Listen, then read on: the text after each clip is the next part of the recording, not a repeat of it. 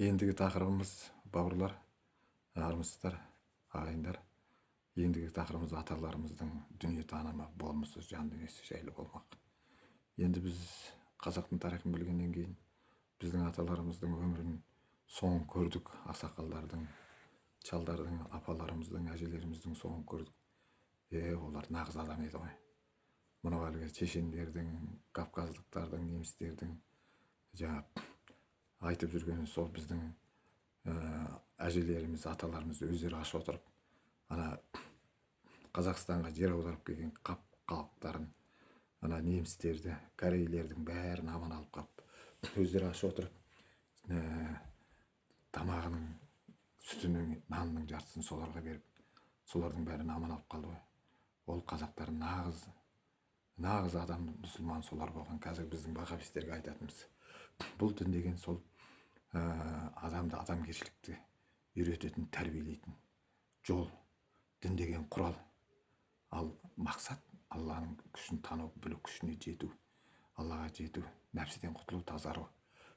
Адам не үшін жаратты? Адамды біздің ғаламшар, бұл зертханалық ғаламшар. Адамның жанын жібереді тексеру үшін, не істейді екен деп. Осы жерден шыққан адамдардың дәрежесі жоғары жақта мәңгі өмірде өте жоғары болады екен. Содан біздің ғаламшарға әруақтар таласады келуге. Соны біздің ата-бабаларымыз білген ғой. Ата-бабаларымыз жоғары жақтармен, жоғары жақтағы күштермен бұрыннан байланыстар болған. Соның ғылымда, білімде көптеген жетістіктерге жеткен. Оны өткен тақырыпта да айтып жатырмыз ғой. Біздің ата-бабаларымыз металл құюдың шебері болған. Ана Гүнер Алтай тауларында мыңдаған тонна 2000 жылдың ар жағында қорытқан шлактар жатыр дейді. Соны мыңдаған тонна дейді. 2000 жылдың ар жақ бер жағы дейді. Ойлаңыздар, сол кездің өзінде біздің аталарымыз мысалы жезді қазған, керек нәрсені алған. Қорғасынды қорытады, мылтыққа, өзінің қару-жарағына керек нәрселерін алады, үйге заттарын алады, мысты қорытады, алтынды қорытады. Мысалы қазір Тайқазанның есептеңіздер, 6 металл ма 7 металдың қоспасы 2000 жыл бұрын құйылған. Мына Қытайлар айтады, мына жерде үйсін деген ел бар дейді, металл қорытудың шебері дейді. Бұл ғылым білімде жетіскен жетістіктері. Сондықтан біздің ата-бабаларымыз бұл дүниені жалған дүние деп.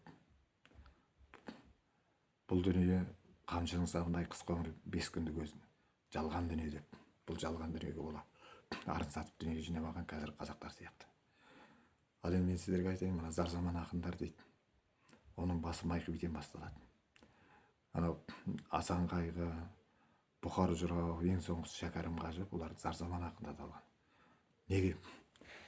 Бұрынғы біздің бабаларымыз мына жалған дүние екенін біліп, біздің елде мысалы түрме болмаған. Түрмеге қамайтын адам керек жоқ. Түрме не үшін керек? Бұзықтар көп болса, полиция жоқ. Полицияның керек жоқ. Оның кейін асхана жоқ. Асхананың керек жоқ. Кез келген қазақтың үйі асхана. Соның кейін базар жоқ. Біздің аталарымыз алған затын, біріне алған қайырымдылығына ақы алмайды. Оның кейін біздің үйде біздің жерде қонақ үй жоқ, болмаған. Кез келген үй қонақ үй. Қалалар болғанның өзінде. Мына оңтүстікте қалалар болған. Мына Алматы қаласы, мына Таразы қаласы, Сайрам қаласы, Шымкент қалалары. Баяғыдан бұларды, мысалы Талғар қаласы, мына Қаскөлең қаласы, Ұзынағаштың бәрі қала болған. Қарақыстағыңыз 1000 үй болған. Бұлар қалалардың бәрі неге 25-30 шақырымнан тұр? Өйткені бұл түйенің бір күндік жүрген жүрсі. Жібек тасиды, жібекті долылар, түрік қағанатын құрған долылар. Долу деген сөзді Қытайдың жазбасы тюи деп жазып, содан түрік аталып кеткен. Ал шындығында бұл долу деген тайпаның аты. Мұны шатастыруға болмайды. Солар біздің ата-бабаларымыз рухани салада жеткен жетістіктері, кешегі қалмақтың өзі, бала шағасына дейін қырған қалмақтың өзін, қолға түскен қалмақтардың өзін алып қалып, малын баққызып, егін суартып, жұмысқа пайдаланып, соның бәрі қазір қазақ болып жүр. Есептеңіздер, сондай адамгершілікпен біздің аталарымыз өмір сүрген. Сонда мына дүниенің жалған дүние екенін білген, Ал енді бұл дүниеде жалған дүниеде 100 жыл жасаған адам мәңгі өмірде 2 сағат өмірге ғана деген. Уақыт жоғары жақта өте баяу жүреді, бізде ол тез жүретін. Мына нирвана деген 6 өлшемінен бастап сіздің денеңізді қайтарып береді. 4 өлшемнің 4 қабаты ол жәннат өлшемі. 5 өлшем карена, бұл жәннаттың өлшемі. Адамда 3 дене болады. Нақты дене қазіргі тығыз дене. Екінші адам қайтыс болғаннан кейін мына пішінді ұстап жүрген, форманы ұстап жүрген денеміз жердің менделеу таблицасы ғой. Ол жерде қалады, шірейді. Ал адамның жаны мәңгі өміріне кетеді. Оны дерексіз екі көзі жылтырап тұрады. Мысалы, жатырдағы мына жатқан баланың несі қандай еді дейді. Сол сияқты мына дерексіз дене жоқ, бірақ сіздің денеңіз ол. Екі көзіңіз жылтырап тұрады, әруақ. Ол әруақ бірінші сіздің денеңізде де бар, мына өмірде.